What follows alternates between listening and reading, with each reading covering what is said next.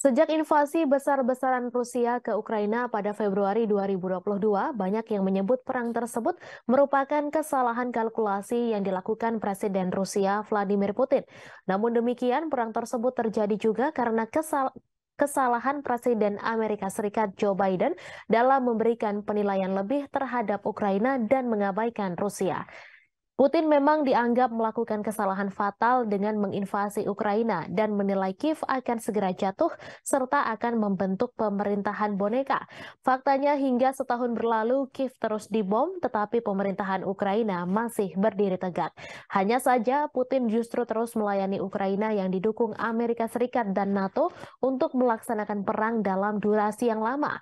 Yang paling menderita adalah rakyat Ukraina karena hanya menjadi medan pertempuran antara dua kekuatan dunia yakni Amerika Serikat dan Rusia.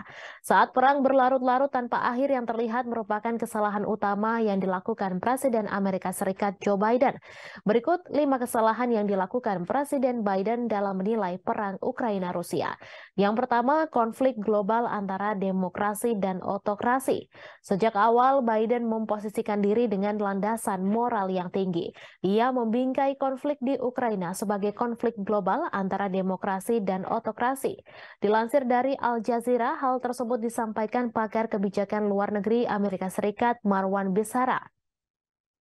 Namun demikian, Douglas Brinkley, seorang sejarawan kepresidenan di Rice University mengatakan Biden tetap bersemangat dan tangguh.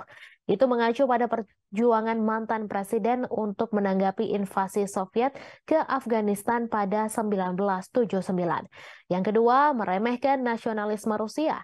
Biden meremehkan kekuatan nasionalisme Rusia dan menolak ketakutan Moskow akan ekspansi NATO ke perbatasannya sebagai alasan tak berdasar untuk imperialisme Rusia.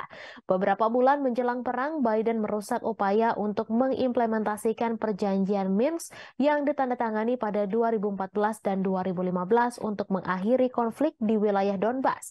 Padahal baik Ukraina dan Rusia telah menandatangani Minsk, tetapi Prancis dan Jerman yang membantu menyelesaikan dan menyempurnakan perjanjian ini gagal mendorong implementasinya dengan cukup keras. Yang ketiga, meremehkan ketahanan militer Rusia. Biden juga meremehkan ketahanan militer Rusia bertaruh pada Ukraina yang mampu mengalahkannya. Biden beranggapan Ukraina sama seperti Afghanistan yang mengalahkan Uni Soviet dengan bantuan dari Amerika Serikat. Namun bagi Moskow, Ukraina jauh lebih penting dan strategis daripada Afghanistan, mengingat kesamaan sejarah dan kedekatan geografisnya. Dari sudut pandang Putin, Ukraina sangat penting bagi keamanan nasional Rusia dan kelangsungan rezimnya. Jelas ia lebih suka menghancurkannya daripada melihatnya bergabung dengan aliansi Barat. Selama setahun pertama perang, kemunduran Rusia dari Kiev ke Kharkiv menunjukkan tekad dan ketahanan Ukraina. Namun gelombang perang mulai berubah tahun ini. Seperti yang ditunjukkan oleh jatuhnya Bakhmut setelah pertempuran sengit selama berbulan-bulan, Rusia tidak kalah ulet atau bertekad untuk menang. Yang keempat, melebih-lebihkan kemampuan perang Ukraina. Biden juga melebih-lebihkan kemampuan perang Ukraina. Perang sejauh ini telah dilakukan secara konvensional di wilayah Ukraina. Kemunduran ini tidak menghalangi Amerika Serikat dan sekutunya untuk meningkatkan bantuan militer kepada Ukraina. Pada 19 Mei lalu, pertemuan negara-negara G7 yang dipimpin Amerika Serikat di Hiroshima berjanji untuk memperbarui komitmen mereka untuk memberikan dukungan finansial, kemanusiaan, militer, dan diplomatik yang dibutuhkan Ukraina selama diperlukan.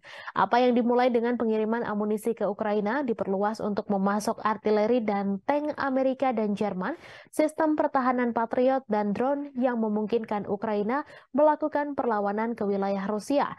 Baru-baru ini, Amerika Serikat telah menyetujui pengiriman jet tempur F-16 ke Ukraina untuk menantang superioritas udara Rusia. Moskow telah memperingatkan bahwa menyediakan Kiev dengan pesawat ini akan menyebabkan eskalasi yang berbahaya. Yang kelima, salah kalkulasi sanksi bagi Rusia. Sama seperti Putin yang meremehkan persatuan Barat dalam mendukung Ukraina, Biden juga meremehkan ketidakpedulian dunia lainnya terhadap dampak perang tersebut. Saat seluruh dunia terus berdagang dengan Rusia, sanksi Barat gagal mengubah perhitungan Moskow. Skenario suram telah memaksa Biden beralih ke rencana kompleks untuk menghukum Rusia secara ekonomi dan menunjukkan bahaya pemerintahan otoriter yang menjungkir balikan demokrasi tetangga. Seperti diungkapkan Doh Bando, pakar luar negeri dari Cato Institute, bahwa meskipun perang Rusia-Ukraina mungkin merupakan konflik terburuk di Eropa sejak Perang Dunia II, hal ini bukanlah yang terburuk di seluruh dunia. Konflik yang jauh lebih dahsyat telah terjadi di seluruh dunia berkembang karena dampak perang Ukraina tersebut. Terima kasih sudah nonton. Jangan lupa like, subscribe, dan share ya.